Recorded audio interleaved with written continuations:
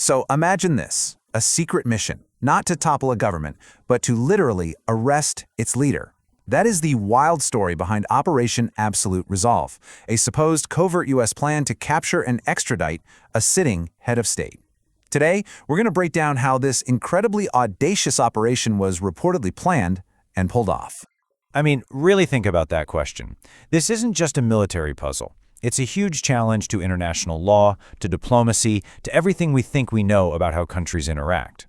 How on earth do you justify arresting the leader of a sovereign nation? Well, according to the source material we're looking at, it all came down to changing the very definition of the mission itself. So let's get right into it. The mission's goal was about as simple as it was bold. Get into the capital of a foreign country and capture its leader, Venezuelan President Nicolás Maduro. But here's the crucial twist. According to this account, the official reason wasn't political, it was legal. By labeling Maduro a cartel leader, the mission was reframed as a law enforcement action. It wasn't an invasion, it was just an arrest on drug trafficking charges. Okay, so how do you actually pull off something on this scale?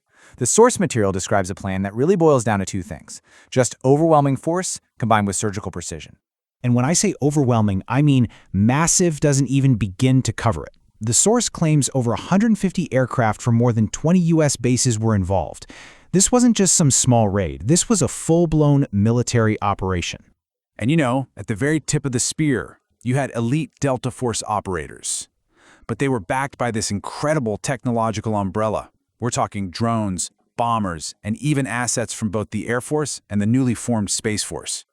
The whole shebang. Now, this wasn't about just kicking down doors. No, the strategy was everything.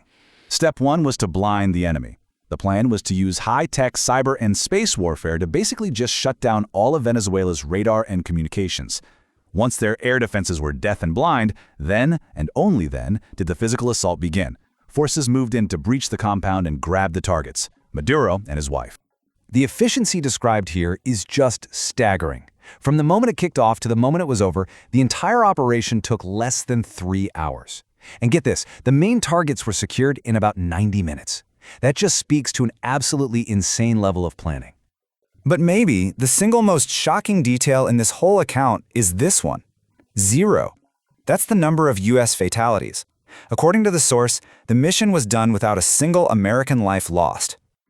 Okay, so the military part is over. Maduro is in custody. But that's when the real fireworks begin, right? The political and legal fallout. Because capturing a head of state is one thing, justifying it to the rest of the world is something else entirely. And this immediately kicked off a huge debate. Was this an act of war, or was it a law enforcement action? Critics were quick to point out that Congress wasn't told beforehand and that the sheer military scale was totally unheard of for a simple extradition.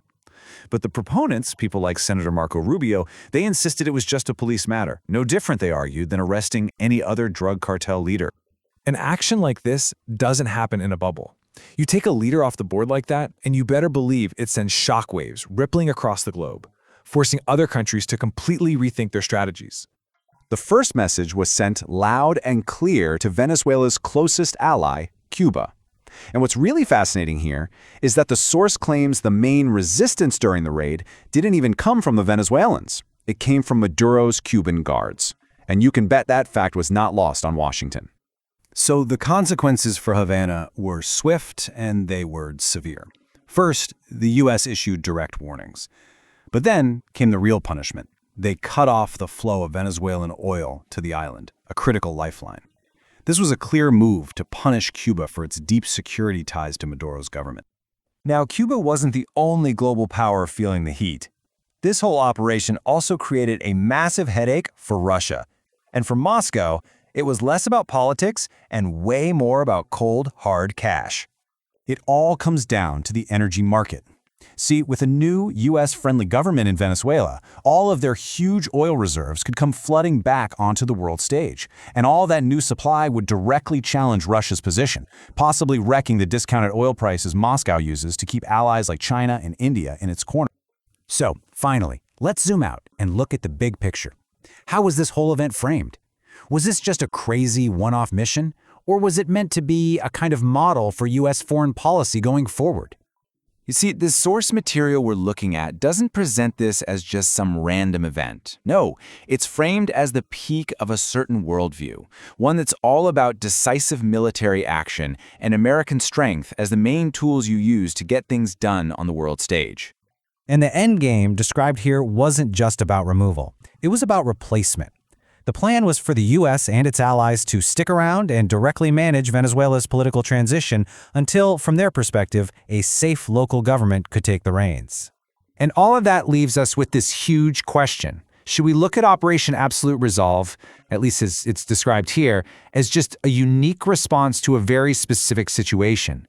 Or does it represent a repeatable and, let's be honest, a highly controversial new playbook for how a superpower might deal with regimes it doesn't like in the 21st century? Now that's a question worth thinking about.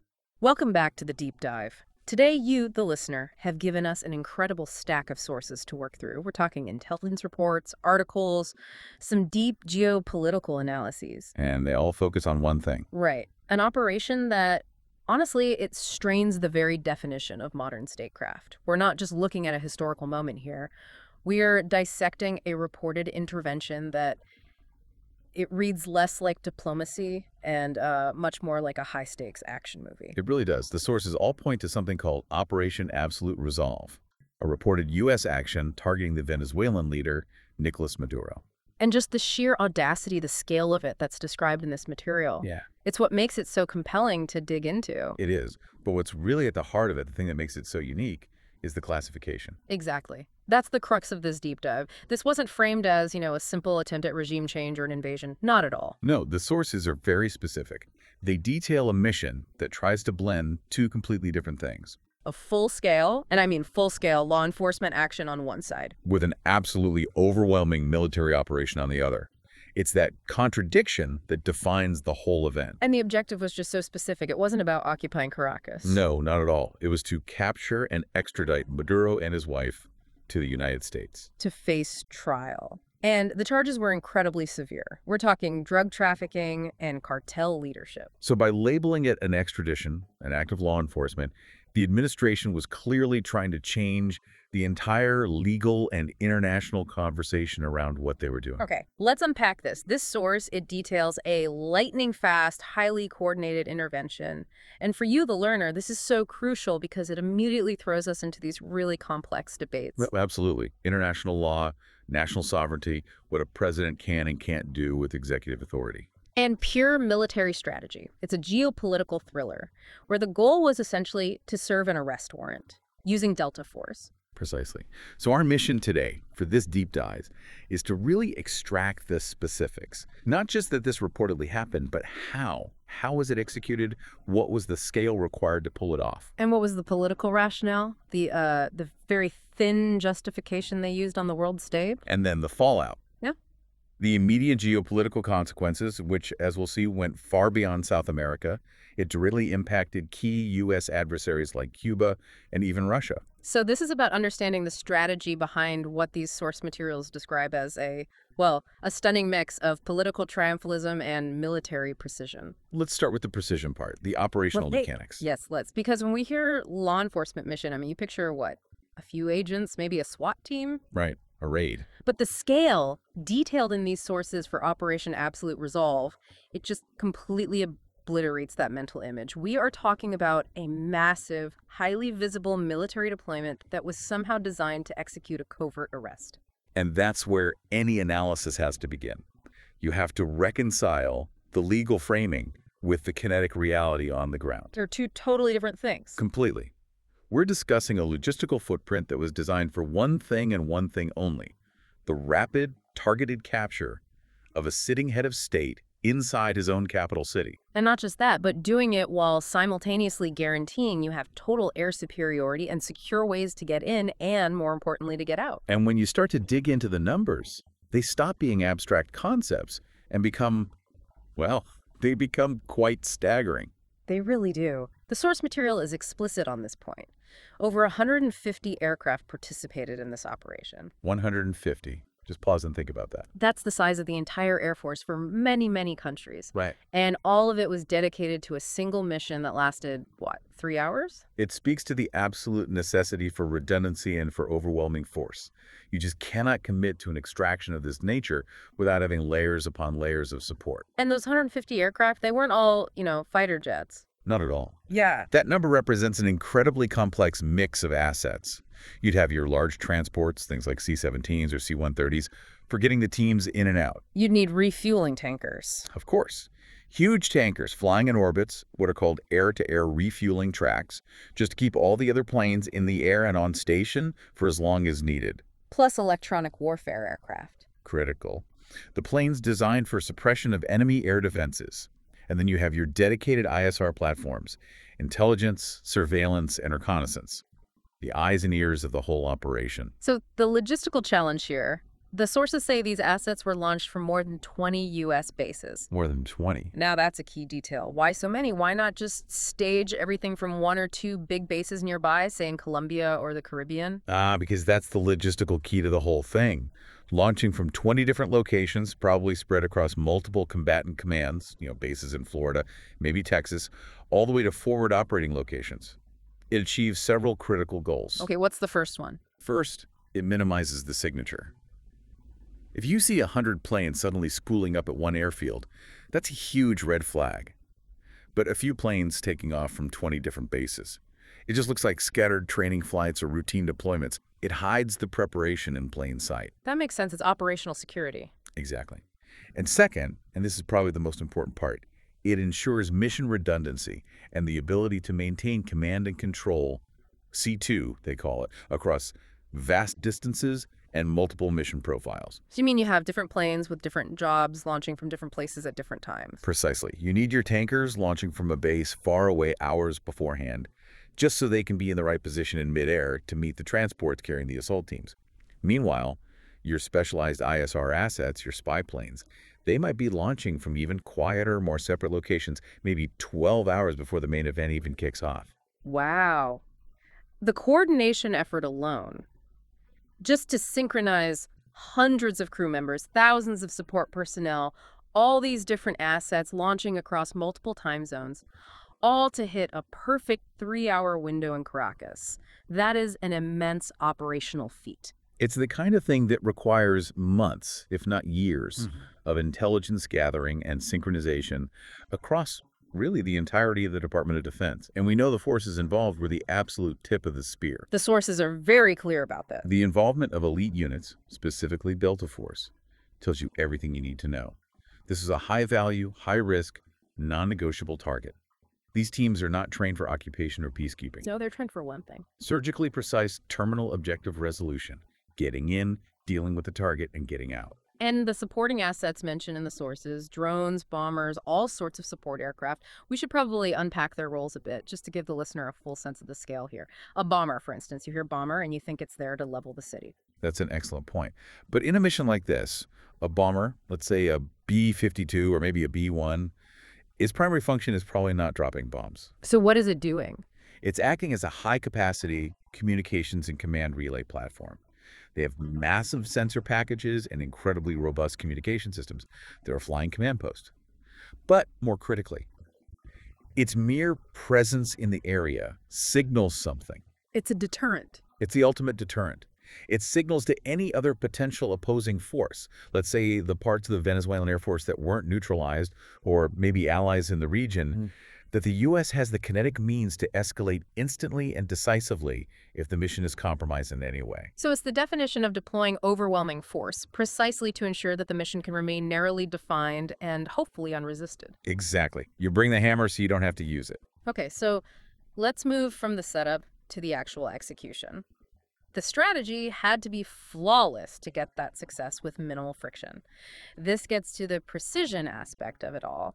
How did they actually ensure a clear path into the airspace over Caracas without setting off every alarm bell in the region? The sources outline a very sophisticated multi-domain strategy. The preparatory phase, the part that happened right before the teams went in, it wasn't kinetic. It wasn't bombs and missiles. That was digital. It was digital and electronic. They describe a deep coordination of cyber, space, and air tactics, all used specifically for one purpose: to neutralize Venezuelan air defenses before the main task force even crossed into their airspace. And that's such a critical distinction. They weren't planning to fight their way in. They weren't relying on brute force or dogfights to clear the path. No, they were relying on blinding and silencing the enemy before the enemy even knew they were there. So the cyber and space assets, they would have been doing what? Jamming satellites, maybe crippling radar arrays from the inside, maybe even inserting false information into their command and control networks. All of the above. Those assets were the true leading edge of the assault. They ensured that the transport aircraft, the ones carrying Delta Force, could arrive right over the target Maduro's compound in Caracas, either completely undetected or, at the very least, unresisted by any kind of coordinated defense system. Which is what made the timeline possible. Exactly. This electronic neutralization phase is what secured the timeline. If they had to actually fight their way in, kinetically, the mission would have taken hours and hours longer. And the risk of collateral damage of U.S. casualties would have just skyrocketed. Dramatically. The fact that the target location was Maduro's personal compound also suggests incredibly deep, granular intelligence on his daily habits, his patterns of life, and the exact layout of his security perimeter. And this brings us to what is, for me, the most astonishing data point in the entire operation, especially when you consider the scale we've just discussed. 150 aircraft, 20 bases, cyber warfare, Delta Force. Oh, yeah. And yet the sources indicate the entire mission, from the moment they entered Venezuelan airspace to the moment they were out with the targets, lasted roughly only 2.5 to 3 hours. It is genuinely incredible. It's almost unbelievable. That extraordinary speed suggests that every single contingency was war-gamed down to the second. There is no room for error. Zero. The entire chain of events, the neutralization, the insertion, the breach of the compound, the capture, and the exit, it must have occurred with absolutely zero friction. No deviation from the script. Because any delay, even a minor hiccup, like a 5-minute problem with air-to-ground communications, Would have blown the timeline completely. Yeah. It could have turned a precise capture operation into a drawn-out siege, like another Mogadishu. That 3-hour window essentially defined the mission's survivability. So let's pivot now to the resistance they actually met on the ground. Because when you send special forces into a hostile capital city, the natural expectation is a major firefight. You'd expect them to run into the local armed forces, maybe the Presidential Guard or other specialized units. But what really stands out in the sources, and it's a profound detail, is the explicit information about the forces they actually encountered. It wasn't the Venezuelan army? No. Wow. Resistance was described as limited, and it came primarily from Cuban guards. And the sources specifically note they were not Venezuelan forces. From an intelligence perspective, that is a massive victory. Right, because this tells us two huge things about the Maduro regime at that exact moment in time. First, It confirms the deep, almost existential reliance that Maduro had on foreign security forces, particularly Cuban military and intelligence assets, to protect his own inner circle. he didn't trust his own people. He didn't trust his own military's loyalty enough to have them guarding him. It seems not. And second, from a purely operational perspective, facing Cuban guards rather than the uniformed Venezuelan military was tactically a huge advantage for the U.S. forces. Oh, so? Well, think about it. A firefight with Venezuela's official army could have triggered a national mobilization. It would be a clear invasion, and they would have had to issue a formal declaration of defense. It could have spiraled into a wider, maybe even a regional conflict. But fighting a smaller, specialized group of foreign guards, Facing a contingent of foreign paramilitary guards allowed the U.S. forces, who already had total air dominance, to maintain their narrative. the law enforcement narrative. Exactly. The narrative that this was a targeted surgical action against a criminal enterprise and its protectors, not a full-scale invasion of the nation of Venezuela. And the success metrics, they really bear this out. The mission safety numbers are just remarkable. The sources are clear. No U.S. fatalities were reported. Zero. On an operation this complex, that is an incredible outcome. And Maduro and his wife were captured, reportedly extradited to the U.S. to face justice, all while maintaining what the sources call minimal damage overall to the compound and the surrounding areas. The cleanliness of the operation, the minimal kinetic action, the zero U.S. losses, that became the critical data point. It was what the administration used to hammer home the claim of military precision. It allowed them to completely control the narrative. This was a focused, professional arrest, not a destructive act of war. And the key here is that the very success of the mission, particularly its speed and its low casualty rate, is what immediately set the table for the legal and political justification that they knew would have to follow. Okay, so if we're synthesizing this whole mechanical segment, the operation worked because the intelligence was basically perfect, and that allowed this massive, overwhelming force to be deployed without requiring that massive force to actually be used kinetically. A perfect summary. The political triumphalism that the sources mention, the boasting of success, is inextricably linked to the verifiable hard reality of that 2.5 to 3 hour speed and the 0 U.S. fatalities. Without those two facts, the whole story falls apart. It does. They achieved the highest possible strategic return, the removal of an adversary, with the lowest possible visible cost. And by doing that, they maximized their political leverage for the diplomatic and legal battles that were just beginning. This level of integrated intelligence, logistics, execution, it really defines what modern high-stakes intervention looks like. Which brings us to the justification, the legal and political fight. Right.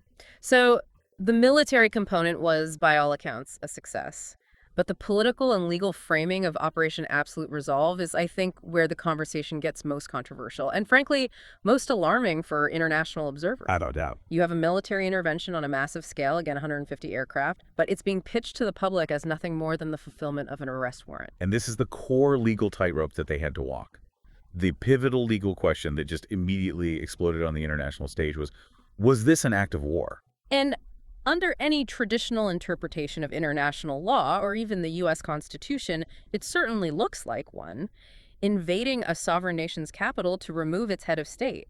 I mean, that seems to fit the definition of an armed conflict. It does. So, to sustain the claim that this was merely a law enforcement mission, the administration had to perform some really serious legal gymnastics.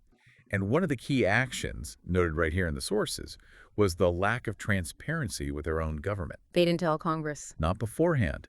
The source explicitly notes that Congress was not pre-notified of the action. Which immediately speaks volumes about how the administration was classifying this internally. It does. Because if the mission were classified as a military conflict or a major kinetic operation that was likely to introduce U.S. forces into hostilities, the War Powers Resolution of 1973 would have kicked in. And that would have mandated some level of notification, right? Even if it was within 48 hours after the fact, and consultation before the action, if at all possible. Correct. So by failing to notify Congress, they were essentially making a preemptive legal statement. They were saying, this operation does not fall under the umbrella of war or hostilities. And that's where the political defense had to come in. Immediately. And it did. The sources point to key figures like Senator Marco Rubio, who were out there publicly, immediately, and very assertively arguing that the mission was explicitly a law enforcement mission. And that it was executed under presidential authority related to criminal indictments, specifically drug trafficking, organized crime, and not as a declaration of war. That was the line, and they stuck to it. But wait a minute. How does classifying a military-scale operation as a law enforcement mission actually reshape precedent? I mean, the level of force deployed, it just vastly exceeded anything we would normally associate with, say, an FBI or a DEA extradition raid. What was the specific legal mechanism, either implied or stated, that let the executive branch just bypass Congress on a deployment of this magnitude? And this raises the most important question because it really speaks to a very, let's call it a creative interpretation of executive authority. Creative is one word for it. Well, when federal prosecutors indict a foreign leader for drug crimes, especially if they classify it under things like narcoterrorism or cartel leadership, they argue that it grants the U.S. government jurisdiction to effect an arrest, wherever that person may be. Okay. So the argument, however tenuous it might be, is that the president, in his role as chief executive, is merely utilizing the Department of Defense's logistical capabilities to execute a federal arrest warrant that was issued by the Department of Justice. So the logic is, the goal is law enforcement, an arrest, and the means used to achieve it, even if it's 150 military aircraft, are legally irrelevant to the classification, provided those means are successful and precisely targeted. Precisely. You see how it works. If they had tried to classify it as a military action from the start, the scrutiny from the UN, from the Organization of American States, and especially from the U.S. Congress would have been immense, possibly prohibitive. But by classifying it as law enforcement, they attempt to merge the legal authority of the Drug Enforcement Administration with the logistical capability of the Department of Defense. And that creates a powerful, and many would say dangerous, new precedent for unilateral intervention against indicted foreign leaders, regardless of their claims to sovereignty. And internationally, the implications of that are enormous. Critics would immediately argue that if the U.S. can use Delta Force and a fleet of bombers to enforce an arrest warrant against a sitting president, then the entire concept of national sovereignty is dramatically weakened, especially for smaller countries that lack the military means to resist. That is the central point of international condemnation. Venezuela and its allies like Russia and China would immediately classify it as an illegal invasion and an act of war. But the U.S. argument would be what? The U.S. argument rests on the idea that Maduro effectively forfeited his sovereign protections the moment he, allegedly, transitioned from being a head of state into being a designated cartel leader. That he undermined his own legitimacy and, in doing so, triggered U.S. criminal jurisdiction. And the source material really emphasizes how crucial the success and the cleanliness of the operation were to holding that legal narrative together. Absolutely. Had it devolved into a protracted, bloody fight in the streets of Caracas, the law enforcement justification would have instantly collapsed under the weight of reality. Okay, so now let's look at the plan for the immediate aftermath. Because removing a figure like Maduro, no matter how you do it, creates a critical power vacuum. A successful arrest is really only half the battle. Ensuring subsequent stability is the other, much harder, half. What did the sources say about the plan for the transition period? The sources detail a remarkably confident and some would say brazen plan for immediate governance. Former President Trump issued a statement indicating that the U.S. and its allies would take direct responsibility. They would manage the transition. Temporarily, yes. And they specifically mentioned key political figures like Marco Rubio as being part of that management team. The mention of Rubio there is fascinating. It connects him directly not just to the public political defense of the mission, but to the actual operational planning of post-Maduro transition government. That suggests a very highly integrated political and military plan from the start. It absolutely underscores the deep political involvement. Rubio's visibility wasn't accidental. The sources suggest he was part of the planning and served as a crucial liaison between the administration and the Venezuelan opposition in exile. And the stated goal of this temporary governance. The goal was to bridge the gap until, and this is a direct quote from the statement, a safe local government could be established in Venezuela. That word safe is doing a lot of work there. It's incredibly loaded. For a sophisticated learner, for you listening, this immediately begs the question, safe for whom? Safe for the Venezuelan people. Or safe in the context of U.S. strategic and economic interests, particularly regarding political stability and, crucially, the future of Venezuelan oil production. It implies a criteria-based withdrawal, with the criteria being defined unilaterally by the intervening powers. The U.S. and its allies would hold the levers of government security, finance, energy production. Until a replacement government demonstrated that it was aligned with what they considered core stabilizing principles. Which would be what? Commitments to a democratic transition, certainly, but also non-alignment with U.S. adversaries and a stable, predictable return of Venezuelan oil to the global markets. It suggests a temporary protectorate, not a simple handoff of power. That level of confidence, not just to capture the target, but to immediately step in and control the entire resulting political and economic environment, it really demonstrates the immense conviction behind the planning. And that conviction was reinforced by the political rhetoric that surrounded the mission. Trump immediately framed the mission as part of his broader pattern of winning operations. Right. He cited past decisive strikes, other diplomatic efforts, as proof that he possessed the unique resolve to address complex international threats decisively where others had failed. Which serves a very clear domestic political purpose. You use a highly successful, visually dramatic foreign operation, especially one involving the physical removal of an indicted dictator, to reinforce a political brand that's built on strength and decisiveness. And the source adds another crucial element of contrast here. It mentions Trump immediately using this to criticize the Biden administration's handling of Ukraine and Russia. So absolute resolve was explicitly used as a counterpoint. Immediately. The implication was clear. Look at how decisively we addressed our security challenges in our own hemisphere versus what was framed as perceived hesitancy or failure elsewhere in the world. It was instantly woven into the ongoing political debate over foreign policy competence. So, to summarize this complex legal and political section, the operation was a success on the ground, but its legal success rests entirely on this audacious framing. The idea that 150 aircraft deployed against a sovereign nation constitutes an arrest rather than an act of war. A framing that was propped up by the administration and key political allies who were, at the same time, managing the immediate political transition on the ground. The physical success was the only thing holding the entire legal argument together.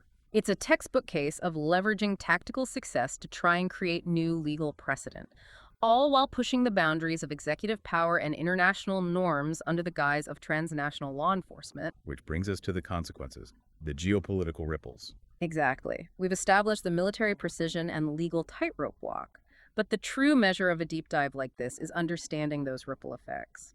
The source material details immediate, tangible, global consequences that were clearly calculated into the overall strategy from the very beginning. And we have to start with Cuba, which was not just an ally of the Maduro regime, it was deeply reliant on it and actively supporting it. The removal of Maduro immediately gave the U.S. an unparalleled amount of leverage over Havana. The sources detail a direct, sharp response to Cuba's longstanding support, which included the fact that it was Cuban guards, not Venezuelan soldiers, who were the ones resisting the U.S. forces in Caracas. And the U.S. response wasn't just a sternly worded letter. Specifically, Cuba was officially warned by the U.S. government about their continued security presence and their support for what the U.S. deemed the regime's illegal activities. But the action went far beyond a simple diplomatic reprimand. There was a direct and confirmed economic action that targeted the very heart of Cuba's fragile economy. The oil. The oil. The U.S.-backed interim transition team in Venezuela officially and immediately cut off all Venezuelan oil supplies to Havana. And that is a massive, massive blow. For decades, Venezuelan oil often supplied at deeply subsidized, friendly rates, or as part of a barter system, oil for Cuban doctors and security personnel. That oil has been a crucial, irreplaceable lifeline for the Cuban economy. To cut off that supply means immediate, severe energy shortages. It means higher costs for everything. It means a massive destabilization of the Cuban power grid and their entire transport sector. So it transforms a political warning into immediate, painful economic reality. It's a direct punishment for the regime's alignment with and provision of security for Maduro. It's a clean strategic cut. The operation didn't just remove a dictator from power, it immediately severed a critical funding and energy pipeline for a key U.S. adversary in the region. The connection is undeniable. The very same Cuban guards who were resisting the U.S. operation were, in a way, being paid for by that subsidized oil. And once Maduro was gone, and the U.S. had influence over Venezuela's energy policy, the payment stopped. Simple as that. This shows a profound level of integration between the military objective and the economic strategy. But the most surprising geopolitical nugget in this source material, and the one we really have to give the most time to, concerns global oil markets and the massive economic threat this operation posed to Russia. Yes. So how does regime change in Caracas directly impact Moscow's revenue streams? The connection isn't immediately obvious. And this is where the strategic fallout is most profound and perhaps most brilliant, depending on your perspective. The core mechanism is straightforward, but it requires a little bit of detail. Lay it out for us. The simple version is this. Venezuelan oil re-entering the global market provides a massive new supply stream. And that new supply directly impacts the price that Russia can charge its key customers. Okay, so Venezuela has the world's largest proven oil reserves. That's a known fact. Yeah. But under Maduro, with all the sanctions and just the gross mismanagement of their industry, their output plummeted To historic lows. So his removal, followed by a planned U.S.-backed stabilization of the Venezuelan oil industry, opens the door for potentially millions of barrels per day to return to international circulation. Now, even if that ramp-up takes time... The expectation of it is enough. The expectation alone, the future prospect of that supply, is enough to move global markets immediately. And the effect on Russia is direct because this new supply stream poses a direct threat to undercut Russia's discounted oil sales. That is the absolute key. Since 2022, following the various international sanctions related to the war in Ukraine, Russia has been forced to sell its primary crude oil, known as Urals, at significant discounts. Often $20, $30 a barrel below the international benchmark price, which is Brent crude. Exactly. They do this to maintain sales volumes and keep the revenue flowing. They need to find buyers who are willing to navigate the financial and insurance hurdles that are imposed by Western sanctions. And those buyers, who are primarily major industrial powers, they demand those deep discounts to compensate them for taking on that risk. And who are the most significant recipients of Russia's discounted oil? The sources are clear, specifically China and India. Two nations that are massively price sensitive. They're balancing their immense energy requirements with their own complex geopolitical relationships. They are masters of sourcing the cheapest possible crude oil they can find. So if vast quantities of new Venezuelan oil, which under a U.S.-backed interim government would presumably be sanction-free and globally acceptable, if that oil hits the market, a few things happen. First, the general global supply increases, which naturally drives all prices down a bit. But more critically, It gives buyers like China and India a fundamentally cheaper, politically cleaner, and potentially more stable alternative to Russian discounted crude. We have to remember that while Urals crude has been cheap, it's still subject to the risk of future Western financial or logistical crackdowns. so Venezuelan heavy crude, once it's refined, can often displace the volumes that are currently being purchased from Russia or even from some places in the Middle East. And let's get into the technicality for a second. Urals crude is Russia's benchmark export. It has specific characteristics. It's typically a medium gravity, medium sulfur crude. It's very versatile. And Venezuelan crude? Venezuelan crude historically is often much heavier and more sour, which means it has more sulfur. It requires specialized, complex refineries to process it efficiently. And where are those refineries? Well, many of them are on the U.S. Gulf Coast, but also critically in China and India. They are perfectly equipped to process this kind of oil. With U.S. support and stabilization, Venezuela could also shift production towards lighter grades, making it even more competitive. But the key factor isn't just the volume or the type of crude, it's the sanction-free status. That's the game changer. China and India are buying Russian oil today because the price is right, despite the sanctions headache. If a stable Venezuela comes along and offers competitive pricing minus the sanctions headache, that fundamentally changes their entire calculus. It shifts global leverage dramatically. It does. Russia's ability to fund its current geopolitical posture, its military actions, relies heavily on those discounted sales to major industrial powers.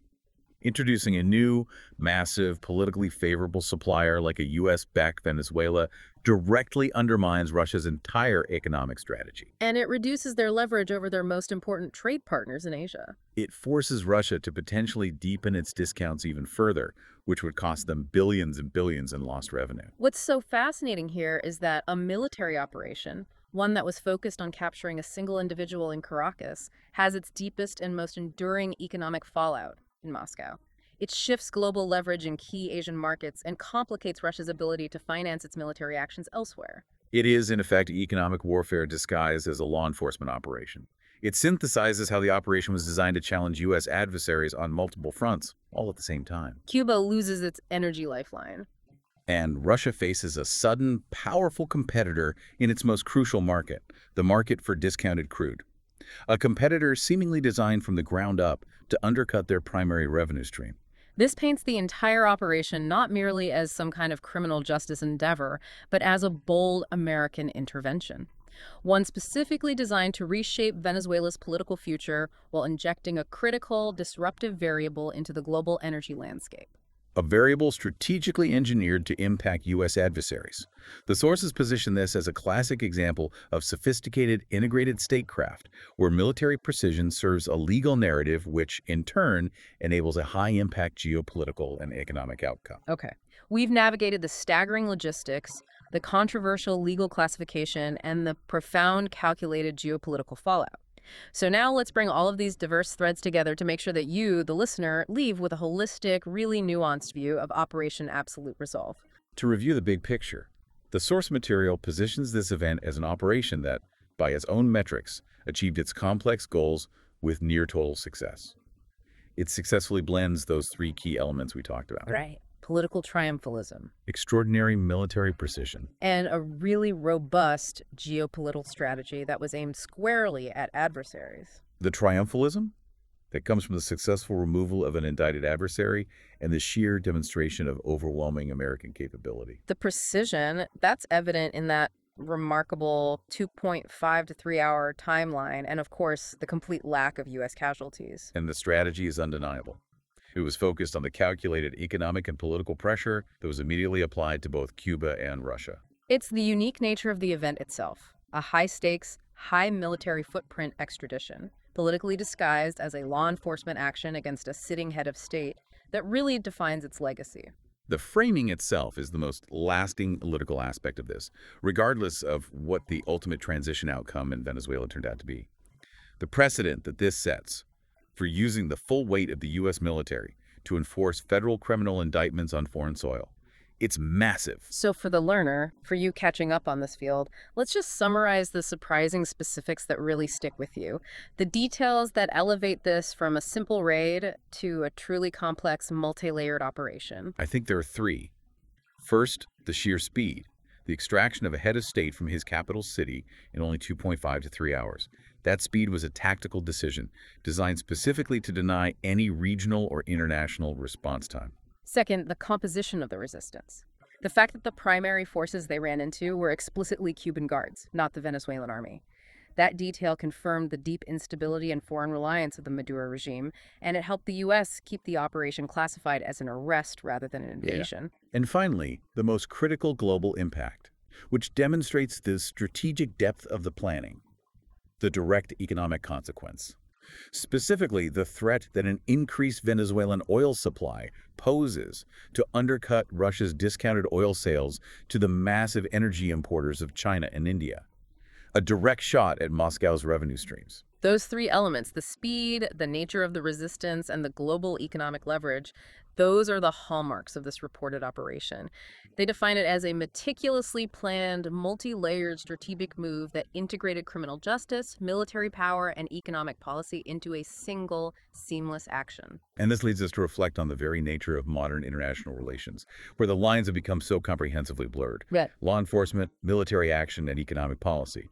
They're becoming interchangeable tools of statecraft. You really can't separate the legal justification from the 150 planes that were deployed to enforce it. Nor can you ignore the huge economic advantage that was gained from the capture. The sources present a textbook example of leveraging overwhelming force while simultaneously managing the narrative and the legal classification to maximize your strategic gain and minimize any international legal friction. Okay, so as we close out this deep dive, there's one final provocative thought we need to leave with you, the listener, for you to mull over. And it builds directly on this legal and operational structure the administration employed. We've established that the entire success of classifying this operation as law enforcement rested entirely on the fact that it was clean, it was fast, and it resulted in no U.S. fatalities or significant civilian damage. But what if it had gone wrong? Exactly. Given that dual classification of the mission law enforcement versus military operation, if the operation had gone badly, if it had resulted in, say, even a handful of U.S. fatalities or significant civilian damage in Caracas, how might that initial legal and political justification have fundamentally shifted? The law enforcement argument would have likely just disintegrated instantly. It would have forced the administration to try and justify an act of war retroactively. What would that have meant for the political scaffolding they had built? For the temporary governance plan led by allies like Marco Rubio? A single major U.S. casualty or significant visible damage to the city would have fundamentally destabilized the U.S. and its allies' control over that temporary transition. It would have shifted the entire international narrative from a clean arrest to a bloody invasion, inviting massive condemnation from the UN and potentially triggering a protracted, ugly conflict. It would have undermined the entire strategy. That razor-thin margin between success and crisis, that's what truly defines the risk and the unique strategic architecture of Operation Absolute Resolve. A fascinating and high-stakes consideration. It is indeed, and that's a perfect place to leave it for you to think about. Thank you for joining us on this deep dive into the sources surrounding Operation Absolute Resolve. Always a pleasure to unpack such complex material and find those crucial nuggets of insight. We'll see you next time. Welcome to the debate. Our focus today is Operation Absolute Resolve, the highly sophisticated U.S. military operation undertaken to secure the extradition of Nicolás Maduro, then the sitting leader of Venezuela, to the U.S. on some very serious charges of drug trafficking and leading a cartel. This operation was rapid, it was precise, and it was hugely ambitious. And it really forces us into a critical examination of the definitions that underpin modern international conflict and, well, law enforcement. The core question we face is this. Given the overwhelming scale and strategic coordination required for Operation Absolute Resolve, Was it truly a law enforcement mission, as it was officially designated by the executive branch, or did the execution itself, the massive deployment of military power, qualify it in substance as an act of war? I'll be arguing that the evidence strongly supports that official law enforcement designation, defined by its limited singular objective and its measured use of force to achieve an extradition. And I will argue that the sheer magnitude, the multi-domain coordination, and the means employed, means typically reserved for strategic military conflict aimed at neutralizing a sovereign state's defenses, fundamentally reclassify this operation as an act of war. Or, at the very least, a massive military intervention that rode roughshod over international legal norms. We have to judge the action by its function and its effect, not simply by the legal wrapper the administration chose to put around an arrest warrant. My position begins with the legal and operational primacy of purpose. The entire operation was mobilized to fulfill one single goal: bringing a criminal defendant, Maduro, and his wife to American justice based on indictments for drug trafficking and cartel leadership. The objective was the capture of an individual for crime.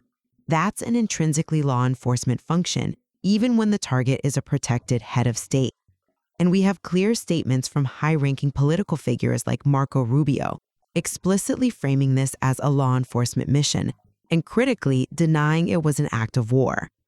That legal framing is significant because it dictates the entire architecture of the operation, from the planning straight through to the execution. The mission was surgical, focused solely on Maduro's compound in Caracas, lasting less than 3 hours. The fact that the outcome was solely extradition, with minimal collateral damage and 0 U.S. fatalities, points to the controlled, high-stakes police action necessary to secure a high-value target, not a general military conflict aimed at regime change or territorial conquest. I come at it from a fundamentally different perspective, one focused on the mechanics of sovereignty. While the stated goal, extradition, is a police function, the means and the scale employed are completely incompatible with any traditional definition of law enforcement, no matter how extraordinary the target. Law enforcement relies on precision, yes, but Operation Absolute Resolve relied on overwhelming strategic superiority designed to bypass or suppress the national defense infrastructure of a sovereign state. We are talking about coordinating cyber warfare, space reconnaissance, and a massive air package. Over 150 aircraft from more than 20 U.S. bases, involving elite Delta Force units and strategic long-range bombers. When a nation employs this level of strategic, multi-domain force to effectively invade the national security apparatus of another country, you have crossed the Rubicon. It is no longer a policing action, it is a hostile military intervention aimed at overriding national control. And the fact that the primary resistance encountered was from Cuban protective forces just confirms this was an entry into hostile territory requiring a military solution. But I have to push back on that idea of necessity here. You're sort of conflating the strategic tools needed for guaranteed success with the operational definition of war. We were targeting a protected head of state surrounded by personnel authorized to resist and, kill American operators. The force projection, the 150-plus aircraft, the drones, the sophisticated assets, that was designed not for conquest, but as a strategic shield. It was a projection of deterrence powerful enough to discourage the Venezuelan armed forces from launching a counterattack that would have escalated the situation into a full kinetic war. I see why you emphasize the defensive nature of the force, but this attempt to redefine military saturation as mere force protection is where I find the argument unconvincing. Let's get specific on the military technicalities. Law enforcement tactical units, even elite ones like the FBI's hostage rescue team, they occasionally use helicopters or specialized kinetic breaching tools. They do not use strategic bombers. They do not engage in suppression of enemy air defenses or SEAD. That is the critical differentiator. Neutralizing a nation's sovereign air defense system requires coordinated electronic warfare, jamming, decoy deployment, and potentially the threat or actual use of kinetic strikes against radar installations and missile batteries. This is the strategic preparation for a massive military conflict. You don't deploy resources designed to dismantle a nation's capacity to fight just to effect an arrest warrant. You deploy them when you are anticipating or initiating a full-spectrum military confrontation. Okay, but if we accept your premise that utilizing the necessary scale to guarantee success and operator safety automatically reclassifies the action as war, what are the consequences of not using that scale? Imagine if the command had attempted this operation with only a fraction of the force, believing the target was merely a high-value arrest. If that mission had failed due to insufficient force, resulting in, say, 50 American fatalities and the capture of the operators, would you still define that insufficient scale as the appropriate measure of law enforcement? The operational calculus was risk reduction through overwhelming tactical superiority. The entire apparatus was focused on a single point and a rapid extraction. That's a level of calculation atypical of a general declaration of war, which generally accepts broader, sustained military engagement and higher casualty rates. The precision, the surgical focus, is what maintains the mission's character as an extradition. That framing attempts to shift the burden of proof. The operational definition of war isn't determined by our success in preventing casualties, but by the hostile intent to penetrate and neutralize the sovereign defense capabilities of another state. When you launch a strike package that involves assets capable of deep penetration and strategic bombing, you have functionally declared war on that nation's ability to defend its airspace, regardless of whether you use those bombers to drop ordnance or just as part of a deterrence package. The act of bringing them to bear is the statement. Let's pivot slightly then and address the legal cornerstone of my argument, the absence of congressional notification. This is crucial because it speaks directly to the executive branch's intent and legal assessment of the operation. Under the War Powers Resolution, the executive branch is required to notify Congress within 48 hours of introducing U.S. armed forces into hostilities or situations where imminent involvement in hostilities is clearly indicated. The deliberate decision not to pre-notify Congress and the subsequent official framing by the administration explicitly declared the mission non-hostile under U.S. law. The legal basis was founded on existing warrants for criminal extradition, not a military necessity derived from the War Powers Act. This is the government making a formal legal distinction, choosing the path of law enforcement. I'm sorry, but I just don't buy that the lack of notification validates the classification. That argument hinges on accepting a deeply convenient legal loophole. We have to ask, why was the War Powers Resolution avoided? Because its constraints, mandating a withdrawal of troops after 60 days unless Congress authorizes the action, would have complicated or frankly derailed the mission. So, if we permit a government to frame a massive, sovereignty-violating military operation, complete with sophisticated sea capabilities, as mere law enforcement, simply to bypass domestic constitutional constraints like the WPR, then the legal distinction between an act of war and a police action becomes functionally meaningless.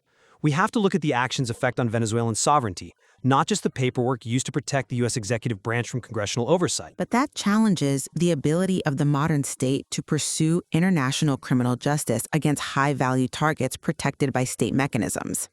We've seen other high-profile captures like the rendition of Noriega in Panama, which also involved significant military force. While the scale here was undeniably greater, the objective remained the same: securing an indicted criminal. If the U.S. has a legal right to bring these defendants to trial, and the only way to exercise that right is through overwhelming surgical force, doesn't the legal right trump the functional definition of war, provided the scope remains limited to the arrest? Well, the Noriega example is instructive, but it actually highlights the difference. While Noriega's capture involved a significant U.S. military presence, it occurred within a declared military intervention, Operation Just Cause, aimed at restoring stability and defending American interests following a period of escalating conflict. Operation Absolute Resolve bypassed any such declaration. And furthermore, Panama's military capacity was fundamentally different from Venezuela's. To breach Venezuela's defenses required strategic, sustained, multi-domain suppression, an action reserved for war. The line is crossed the moment the force deployed goes from tactical counterinsurgency or simple support to the strategic incapacitation of a sovereign nation's ability to defend its national assets. This operation aimed to eliminate Venezuela's defense capabilities long enough to execute the mission. That is a military objective, regardless of the warrant driving it. That's a powerful point regarding strategic incapacitation, but I want to refocus on the ultimate objective. Even if the means felt like war, the objective, the extradition, ensured the mission's duration and scope were fundamentally constrained. War is open-ended. This mission ended the moment the target was extracted, ensuring no broader conflict or occupation occurred. But let's look beyond the battlefield precision for a moment. What about the immediate, far-reaching consequences? Because those often reveal the true strategic intent of an intervention. This was not just a criminal arrest, it was a major geopolitical chess move. The mission resulted in immediate, massive geopolitical fallout that extends far beyond simple criminal justice. Following the operation, the U.S. was able to leverage the new interim government to impose devastating sanctions on Venezuela, specifically targeting oil supplies to Cuba. This was a direct strike aimed at punishing a key regional adversary of the U.S., not just a byproduct of arresting a drug trafficker. And furthermore, the upheaval in Venezuelan leadership and oil production had global economic implications. Venezuela's oil flows, specifically discounted sales to major buyers like China and India, created immediate tension with Russia's competing energy strategy. These wide-ranging strategic, economic, and political consequences affecting major global powers and energy markets are not merely collateral effects. They are the characteristics of a strategic military intervention aimed at power projection and regional realignment. That's an interesting point, though I would frame it differently. While consequential geopolitical fallout is inevitable when you remove a figure of Maduro's stature, a figure who is also a major supplier of illicit goods and controlled significant state assets, those secondary economic and political effects do not retroactively define the nature of the action itself. The mission's stated primary objective was securing justice. The sanctions and the new government's policies were downstream effects of removing a deeply criminalized leader. I mean, if the strategic goal was purely geopolitical power projection, the target would have been broader than one compound and one family. We would have seen sustained infrastructure attacks or a push toward widespread political or territorial control. The focus on establishing a safe local government was tied to ensuring the extradition and stabilizing the immediate area against immediate civil war, not a declaration of war for permanent strategic conquest. I disagree that the consequences are merely secondary. The consequences were foreseeable and, I would argue, an intentional part of the strategic calculation. If you know that removing the leader of a cartelized state will simultaneously disrupt the oil supply of your regional adversary, Cuba, and undercut the global energy strategies of Russia and China, you are executing a military action with strategic political aims that transcend the legal warrant. The scale of the military deployment was proportionate to the scale of the strategic outcome. But the collateral effects of taking down a major criminal organization that also happens to control a state don't change the initial purpose of law enforcement. The magnitude of the crime dictates the necessary response, and the precision maintains the purpose. The legal objective was met precisely because the military action was so meticulously constrained. But the constraint only worked because we deployed strategic military assets that are designed for war. It's an undeniable paradox. The success of the law enforcement objective depended entirely on an overwhelming act of military hostility against a sovereign state. We cannot ignore that fundamental mixture of purpose and means. In summarizing my position, I maintain that Operation Absolute Resolve's defining characteristic remains its objective, a highly sophisticated, rapid, and precise extradition of a criminal leader wanted by the U.S. justice system. The evidence of precision, short duration, and singular focus demonstrates that law enforcement, when tasked with securing an extremely high-value, protected target, can utilize overwhelming tactical and deterrent force to ensure success and safety without crossing the formal legal boundary into an official act of war.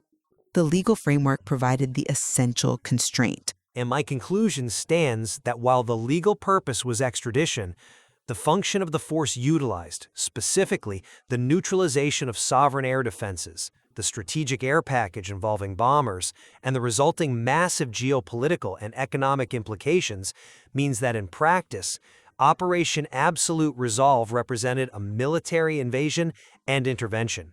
We cannot permit the legal labeling of an arrest warrant to obscure the functional reality of a hostile military penetration of another nation's sovereignty. What this deep dive into Operation Absolute Resolve ultimately shows us is how rapidly the lines are blurring between traditional military intervention and state-level law enforcement actions in the 21st century. As targets become more powerful and more protected, the force required to meet a legal objective increasingly resembles the assets deployed for war. Indeed. When a nation employs the full spectrum of its military capabilities for what it calls an arrest, it forces us to critically reconsider what definitions of sovereignty and intervention still hold true in this new era of asymmetrical high-stakes international justice. Understanding both the executive's legal framing and the functional reality of the military operation is absolutely essential to truly appreciating this material.